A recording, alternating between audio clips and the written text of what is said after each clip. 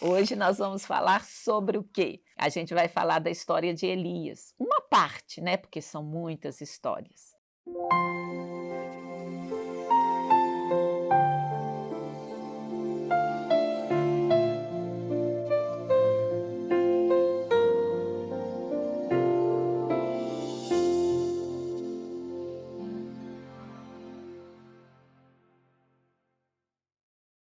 Então a Bíblia nos diz que ele é um homem sujeito às mesmas paixões que nós. E será que nós, parecidos com Elias nesse ponto, também não poderemos ser usados?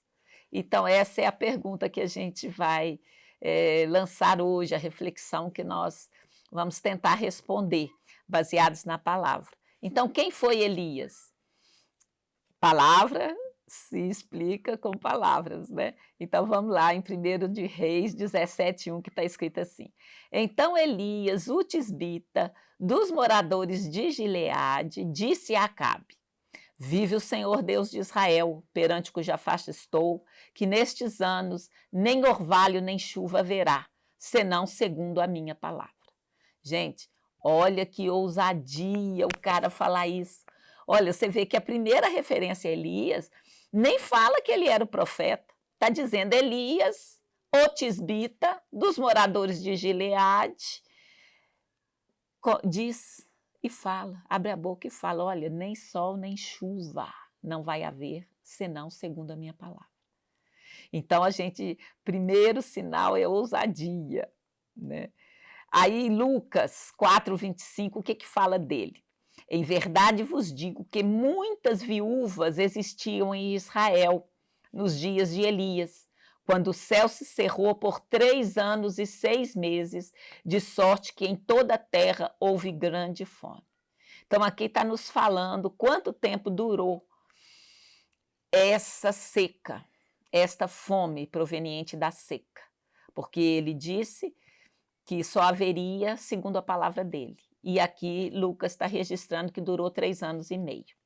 Em Tiago 5,17 está escrito: Elias era homem sujeito às mesmas paixões que nós. E orando, pediu que não chovesse, e por 3 anos e 6 meses não choveu sobre a terra. Então nós vamos contar essa história desse tempo, né? Onde ele se levantou e fez essa declaração. Aí está falando, né? Lucas falou que nesse tempo de seca houveram muitas viúvas, mas somente uma, né? Elias fala dela. Então a primeira história que eu vou contar é a viúva de Sarepta. Está lá em 1 de Reis 17, dos versos 7 a 9. E sucedeu que, passados dias, o ribeiro se secou, porque não tinha havido chuva na terra. Então veio a ele a palavra do Senhor, dizendo: Levanta-te e vai para Sarepta, que é de Sidom, e habita ali. E eis que eu ordenei ali a uma mulher viúva que te sustente. Então vamos, né, falar um pouquinho em que contexto esse versículo aparece, porque eu não pus todos os versículos, né? Porque envolveria todo o capítulo 17, todo o capítulo 18 de 1 de Reis. Então, passado dias, é porque Elias, nesse tempo que ele declarou que o céu se cerraria, né, que não haveria chuva, ele foi chamado por Deus a ir para um determinado lugar e que lá ele seria sustentado por um corvo, que traria pão e água para ele, e até carne. Agora vocês imaginem, ele devia ser um judeu daqueles praticantes, né? E um corvo trazer comida para ele, quer dizer, o corvo é dos animais abomináveis, né? Dos quais não se pode comer. Então você vê que todos os personagens, ou quase todos, né? Sempre mostra uma história de desafio, né? Então Elias estava nesse desafio aí e fala que passou um tempo até esse ribeiro ao qual ele deveria se dirigir pela ordem do Senhor secou a água, porque não tinha chuva. E então veio a ele a palavra do Senhor dizendo para ele ir para Sarepta, que lá uma mulher viúva iria sustentá-lo. Pensa bem, gente, que desafio. Você ser uma pessoa que vai ser sustentada pela palavra de Deus e Deus te dá orientações que uma viúva vai te sustentar. Mas vamos prosseguir. E o que Elias disse para essa mulher no tempo de grande fome?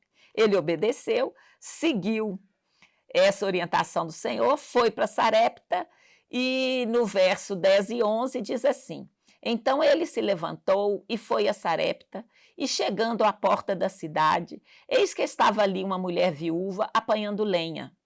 E ele a chamou e lhe disse: traza-me, te peço, num vaso, um pouco de água que beba. E indo ela trazê-la, ele a chamou e lhe disse: traze-me agora também um bocado de pão na sua mão. Pensa bem, a mulher viúva está lá apanhando lenha. Ele vira para ela e fala: ó, me dá água e me dá comida.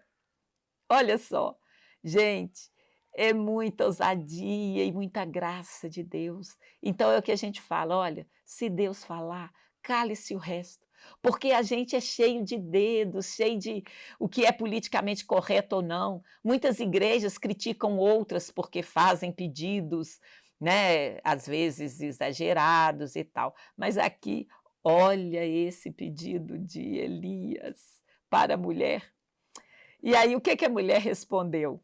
Vocês podem acompanhar nos slides, né, que eu vou colocar aí. 1 de Reis 17:12. Porém ela disse: vive o Senhor teu Deus, que nem um bolo tenho, senão somente um punhado de farinha numa panela e um pouco de azeite numa botija. E vês aqui, apanhei 2 cavacos, vou prepará-lo para mim e para meu filho, para que o comamos e morramos. Quer dizer, a mulher estava em extrema pobreza, fome. Ela está falando aí que ela só tinha um pouquinho de farinha e foi apanhar 2 cavacos para ela comer o bolo e o seu filho, e já estava esperando a morte, que não ia ter outra saída. E o que Elias diz para ela? Em seguida, no verso 13 a 16. E Elias lhe disse: não temas, vai, faze conforme a tua palavra, porém faze dele primeiro para mim um bolo pequeno, e traze-mo aqui, e depois fará para ti e para teu filho. Porque assim diz o Senhor Deus de Israel: a farinha da panela não se acabará, e o azeite da botija não faltará, até o dia em que o Senhor dê chuva sobre a terra. E ela foi e fez conforme a palavra de Elias. E assim comeu ela e ele e a sua casa muitos dias. Da panela a farinha não se acabou e da botija o azeite não faltou, conforme a palavra do Senhor que ele falara pelo ministério de Elias. Então a gente está diante de coisas bem exageradas aqui. Veja, Elias pediu para a mulher para fazer da água e fazer um bolo para ele primeiro. E a mulher fez, a mulher obedeceu. Mas ele falou também: olha, essa água não vai acabar, a farinha não vai acabar, o azeite também não vai. Então, aquele pouco que a mulher deu foi multiplicado. Este é o princípio do Senhor. Você dá um pouco, ele multiplica. Então aqui a gente vê que exemplo fantástico de Elias, que não seria considerado politicamente correto, né, segundo o que a gente poderia dizer hoje em dia. Mas é o que eu falo e repito, né?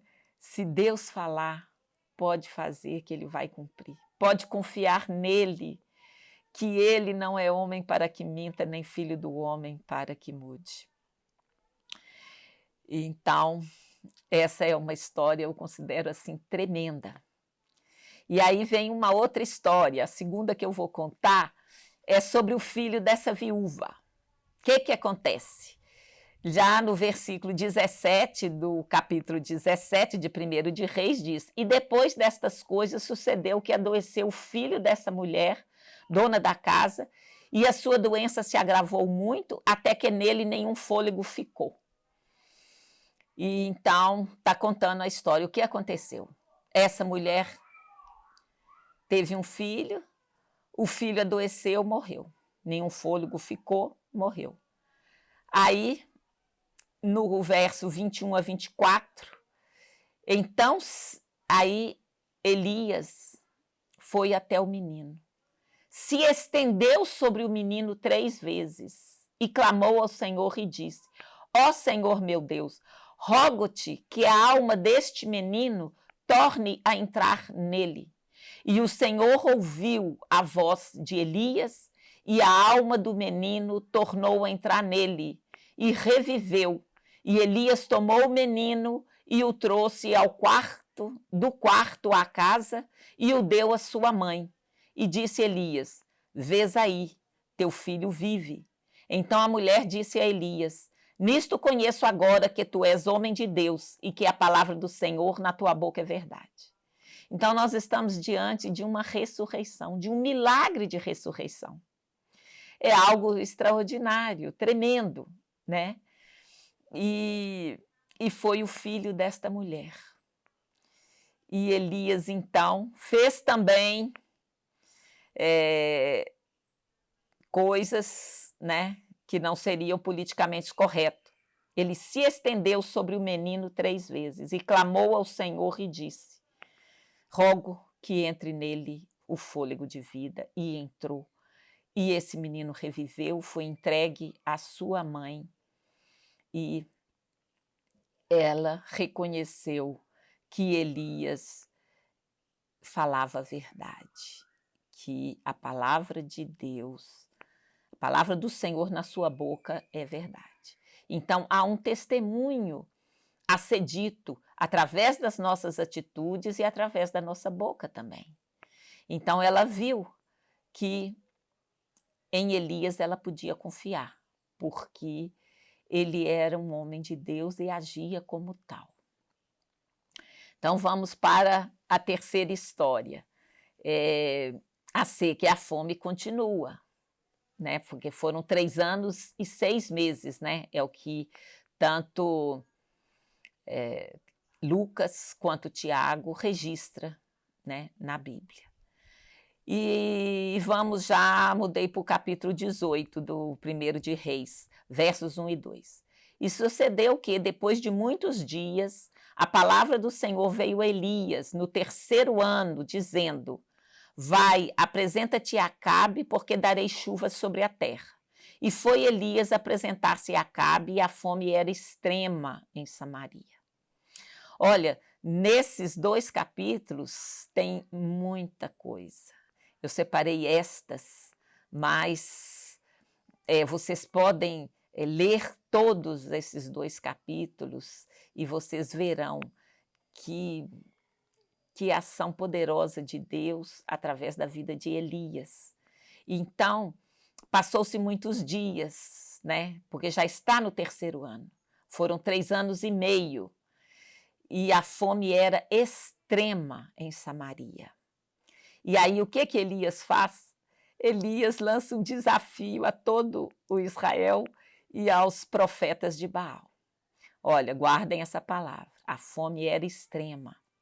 Então, no capítulo 18, nos versos 19 e 21, agora, pois, manda reunir-se a mim todo Israel no Monte Carmelo, como também os 450 profetas de Baal e os 400 profetas de Aserá, que comem da mesa de Jezabel.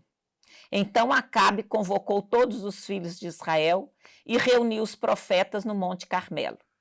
Então Elias se chegou a todo o povo e disse: Até quando cocheareis entre 2 pensamentos? Se o Senhor é Deus, seguiu, e se Baal, seguiu. Porém o povo nada lhe respondeu. Quem é Acabe que convocou o povo? Era o rei de Israel. Então ele tinha poder para convocar todos os filhos de Israel. E reuniu também os profetas de Baal e os 400 profetas de Acera que comiam da mesa de Jezabel. Quem era Jezabel? A mulher de Acabe. E vários eventos estão relacionados a Jezabel. Mas aqui nós vamos nos ater a esse. Né? Então Elias resolve, no 3º ano de fome extrema, lançar um desafio aos profetas de Baal e a todo Israel.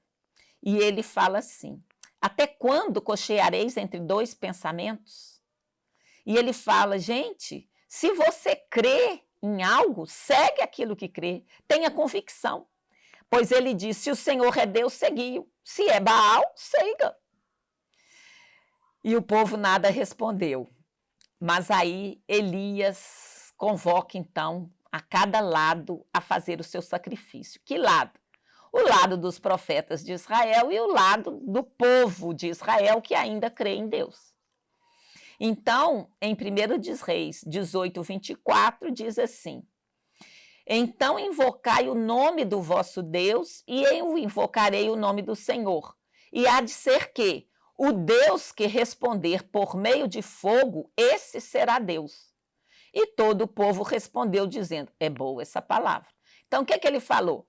Ajuntou todo o povo, tinha lá os 450 profetas de Baal, os 400 de Acera, que serviam da mesa de Jezabel, ao todo 850 profetas, né, de outros deuses que não o Senhor, e o povo de Israel também foi convocado, e ele falou: olha, cada um invoca o seu.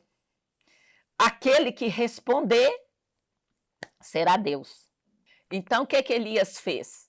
Elias, está lá escrito em 1 Reis 18, versos 31 e 35. E Elias tomou 12 pedras, conforme ao número das tribos dos filhos de Jacó, ao qual veio a palavra do Senhor dizendo: Israel será o teu nome. E com aquelas pedras edificou o altar em nome do Senhor. Depois fez um rego em redor do altar, segundo a largura de 2 medidas de semente. Então, o que é isso?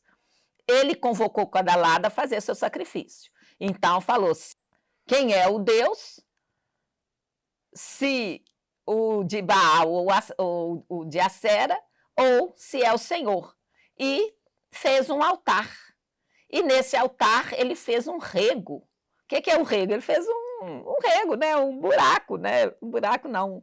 Rego é rego, gente, não sei como explicar. Fez uma cova comprida ao redor do rego, da largura de 2 sementes, quer dizer, o espaço que você teria para plantar 2 sementes. Ou seja, no mínimo, eu imagino uns 20 centímetros ou mais, porque quase toda semente precisa de ter uns 25 centímetros entre elas. Então, essa era a medida de um rego, que não era fininho, né? Vamos dizer que ele tivesse 40 centímetros ou mesmo 30. E aí, Elias faz um pedido extremo e convoca o povo em tempo de extrema seca e fome a fazer o quê? 1 Reis 18, do verso 34 e 35. E diz: enchei de água 4 cântaros e derramai-o sobre o holocausto e sobre a lenha. E disse: fazei-o segunda vez. E o fizeram segunda vez. Disse ainda: fazei-o terceira vez. E o fizeram terceira vez. De maneira que a água corria ao redor do altar e até ao rego ele encheu de água. Jesus, que é isso? Imagina! Estamos há 3 anos de seca. Ele manda encher 4 cântaros e derramar nesse rego que ele fez. Ou seja, a última água que a pessoa tinha. Como é que estava em fome extrema? E ele pede para as pessoas encher 4 cântaros de água e derramar sobre o holocausto. O que era esse holocausto? Era o animal, né, que se usava sacrificar. Então, fez o sacrifício do animal, picou ele em partes, pôs no altar e era para derramar sobre o holocausto e sobre a lenha, porque o holocausto era queimado, né? Tinha um altar, punha a lenha e depois o holocausto, que era o animal, que esse animal é o quê? É um ritual, né, que foi recomendado ao povo de Israel ser feito, já anunciando a vinda de Jesus, porque o animal morreria no lugar, no seu lugar. Então, se você pecou, você faria um sacrifício de um animal. E assim nós vimos, Jesus veio e morreu, né? Como uma ovelha muda. Ele não falou nada. Então, só estou lembrando aqui que é o mesmo, né? Você ser sacrificado no lugar do outro. Isso é um holocausto. E aí, este é o ritual que estava sendo feito ali. Então, ele mandou as pessoas encher 4 cântaros d'água e derramar 3 vezes sobre o holocausto e sobre a lenha. E a água corria ao redor do altar e até que o rego se encheu de água. E em 1 de Reis 18, nos versos 38 e 39, diz: Então caiu fogo do Senhor e consumiu o holocausto, e a lenha, e as pedras, e o pó. E ainda lambeu a água que estava no rego. O que vendo todo o povo, caíram sobre os seus rostos e disseram: Só o Senhor é Deus, só o Senhor é Deus.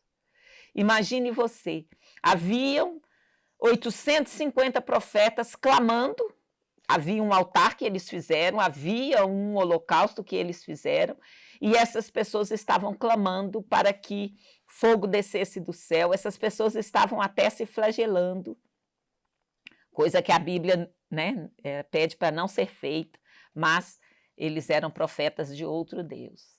E aí o quê? Elias pede para a pessoa doar aquilo que era mais caro, que era a própria vida deles, porque estava 3 anos sem chover, a última água que tinha. E aí o que aconteceu? Aconteceu que fogo desceu do céu e consumiu aquele holocausto. Então o povo disse: só o Senhor é Deus, só o Senhor é Deus. Eles deram tudo o que tinha para Deus. Mas Deus não ficou de mãos atadas. Ele não pediu só para provar que só o Senhor é Deus. O que ele faz? Vamos ver lá em 1 de Reis 18, 41. Então disse Elias a Acabe: sobe, come, bebe, porque há ruído de uma abundante chuva. Então ele vislumbrou que a chuva viria. Ele, segundo a palavra que ele mesmo falou, que ficaria 3 anos, aliás, que segundo a palavra dele, deixaria de chover e voltaria a chover. Então, diante dessa manifestação do poder de Deus, que honrou o desafio que Elias fez, mas ele teve que agir, ele teve que ser ousado, ele pediu à pessoa a última coisa que ela tinha, que era água. E aí ele disse: vai e fala para Acabe que há ruído de abundante chuva. E do verso 43 a 45, ele falou para o seu servo: sobe agora. Ele estava no Carmelo, o Carmelo é próximo ao mar. E olha para o lado do mar. E subiu e olhou e disse: não há nada. Então ele disse: volta lá 7 vezes. E sucedeu que, a 7ª vez, disse. Esse é um diálogo entre Elias e seu servo. Elias mandou o servo dele ir lá olhar para ver se tinha nuvem, se tinha sinal de chuva. E o servo respondendo. E pela 7ª vez o servo disse: eis aqui uma pequena nuvem, como a mão de um homem, subindo do mar. Então disse ele: sobe e dize a Acabe: aparelha o teu carro e desce, para que a chuva não te impeça. E sucedeu que, entretanto, os céus se enegreceram com nuvens e vento, e veio uma grande chuva, e Acabe subiu ao carro e foi para Jezreel. E a chuva veio e saciou a fome do povo. Então, mais um milagre feito através da mão de Elias. Então, gente, é algo tremendo. Os milagres de Deus são tremendos, mas ele, normalmente, ele pode fazer milagres diretamente, mas muitas vezes ele usa o homem. E quando ele usa o homem, esse homem, ele demonstra fé, demonstra confiança. E aqui nós vemos a confiança que ele teve em Deus cumprir a palavra dele, em lançar a palavra, em ir diante do rei. O rei podia matá-lo, e na verdade o rei tentou matá-lo várias vezes, mas não conseguiu, porque Deus mesmo o encaminhou para um esconderijo, né, que era esse tal ribeiro que a gente leu, que o corvo o alimentava e depois o ribeiro se secou. E aí depois ele aparece e fala, né, para ser anunciado que ele estava ali e queria falar com Acabe. E ele foi procurado em toda a terra de Israel e não foi encontrado, porque Deus o escondeu, porque o rei queria matá-lo. E aí, quando o rei aparece, né, ao chamado de Elias, e o rei convoca, né, tanto os profetas, né, do outro lado, quanto o povo, e Elias lança esse desafio de vamos ver quem é Deus, não cocheais entre dois pensamentos, entre dois senhores. Se o Senhor é Deus, seguiu, se é Baal, seguiu. Então ele está falando aqui que devemos ter convicção daquilo que a gente faz.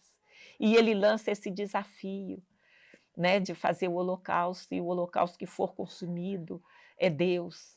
E aí o povo viu o holocausto ser consumido por fogo do céu, e que lambeu a água, que foi um sacrifício tremendo que o povo fez. 4 cântaros de água, 3 vezes derramado. A última esperança do povo, né? Porque ninguém sabia quando que ia chover, de novo. Mas aí Deus honrou Elias, e Elias, ele teve que exercer fé também, porque ele falou, olha, eu vejo ruído de uma grande chuva, e mandou o servo verificar lá, porque a gente sabe, né, quando escurece, há nuvens escuras, vai ter chuva, né? Um dos sinais, nem sempre é assim, mas é um dos sinais. Ele mandou o servo dele lá verificar, e não tinha sinal nenhum. Ele podia falar, não tem jeito, não vai chover, a minha palavra, então eu terei que passar essa vergonha, a minha palavra não vai acontecer. Mas ele perseverou e mandou o servo ir lá 7 vezes. E na 7ª vez, o servo fala, eis que uma pequena nuvem, como a mão de um homem. Existe até música com esse trecho, né? Eis que uma nuvem como a pequena mão de um homem. Então você vê um pequeno sinal, mas você exerce fé, e Deus vai fazer algo maior, algo tremendo na sua vida, porque ele vai aos pouquinhos, não mostra tudo de uma vez, porque a gente não aprendeu que os sinais seguirão os que creem. Então a sua fé é fortalecida aos poucos também, não é de uma vez. Também está escrito que ele é lâmpada para os nossos pés. E a gente dá um passo gigante? Não. Qualquer que seja o ser humano sobre a terra, o seu passo não é muito grande. Acho que não tem nenhum passo que passe de 2.000, aliás, de 2 metros, nem deve existir. Então, passo por passo você é guiada. Então, Elias ali, diante daquele desafio tremendo, né? De pedir às pessoas que derramassem sua última esperança ali em água para sobreviver, veio, né, o fogo e consumiu o holocausto, mas ainda tinha que chover. E Elias, então, viu aquele pequeno sinal, né, relatado pelo servo dele, que na verdade a gente fala servo, mas como lembra que Eliseu que ajudava Elias, Então, tinha uma escola de profetas, então sempre tinha alguém que estava ali ao lado do profeta para ajudá-lo, para servi-lo, para caminhar com ele, para aprender com ele. Então, era esse que foi lá ver se tinha nuvem no céu. E Elias, diante desse pequeno sinal, ele já falou para Acabe: olha, aparelha seu carro e desce, porque vai chover. E os céus se enegreceram com nuvens e vento, e veio uma grande chuva. Então, segundo a palavra dele, parou de chover, e segundo a palavra dele, choveu. Olha, tremendo esse testemunho. E é o que eu queria deixar para vocês essa semana, essa reflexão. Olha, creia, tenha fé, confie no Senhor, ainda que o sinal seja pequeno, prossiga, vá em frente. O Senhor vai cumprir a palavra dele, ele não, nenhuma palavra dele deixa de encontrar o sim e o amém, que é o assim seja. Então, mais uma vez, não se esqueça de se inscrever no canal, clique no sininho para receber a notificação e divulgue, compartilhe essa palavra para que outras pessoas possam ouvir da palavra de Deus, possam ouvir sobre Jesus e sobre a Bíblia. Muito obrigada. Ótima semana a todos. Amém.